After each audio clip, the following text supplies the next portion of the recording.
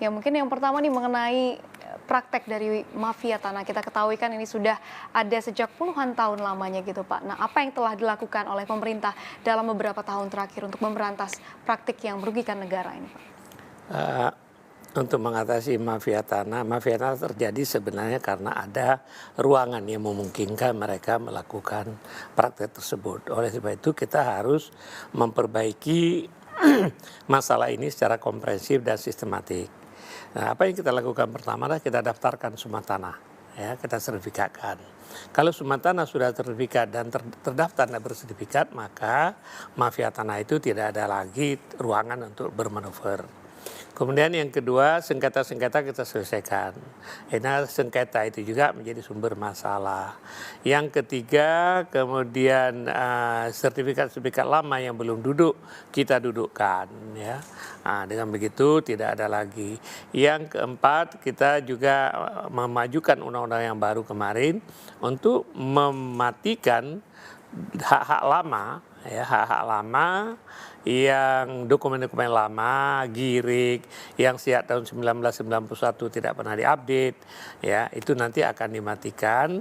Dengan begitu tidak bisa lagi digunakan oleh mafia tanah. Selama ini mafia tanah itu menggunakan girik-girik lama itu, kemudian ada tanah dia taruh gitu ya. Nah, terus kemudian Egendom yang lama itu sebenarnya sudah mati sejak tahun 80, tapi masih aja mereka pakai, ya kan. Kemudian yang paling penting adalah kita ambil tindakan kepolisian, tindakan penegakan hukum yang keras. Dalam hal ini kerjasama dengan Polri sangat membantu. Pada hari ini Anda tahu kami dan polisi melakukan expose terhadap 2 kasus besar di Jakarta dan di Banten. Tapi dari antara sekian banyak kasus yang sekarang sedang ditangani oleh pihak kepolisian. Kemudian juga kita perkenalkan mekanisme administrasi pertanahan berdasarkan elektronik. Saat ini sudah 4 layanan kita mulai perkenalkan layanan elektronik. Hak tanggungan, kemudian roya, kemudian pengecekan tanah, dan satu lagi. Jadi 4 layanan ini kita mulai uji coba di 42 kantor tanah. Kalau ini berhasil, awal tahun depan kita akan tambah lagi layanan yang menggunakan elektronik. Nanti juga kita akan perkenalkan fully elektronik. Sehingga sertifikat pun nanti barangkali suatu saat tidak perlu lagi sertifikat buku sampai sekarang.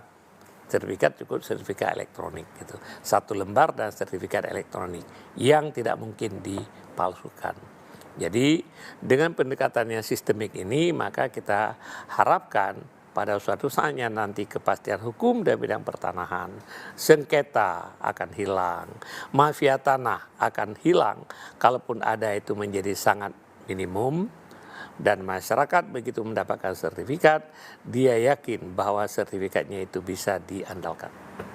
Berarti ini semacam terobosan untuk mendigitalisasi begitu ya Pak sistem? Itu sangat tujuan akhir digitalisasi, karena digitalisasi itu mengatasi banyak sekali masalah, ya kan, semua jadi transparan, begitu dengan sistem digitalisasi cepat, murah, pasti, dan bebas dari praktek-praktek yang mudah dilakukan kalau itu layanan masih berdasarkan kertas seperti masa lalu.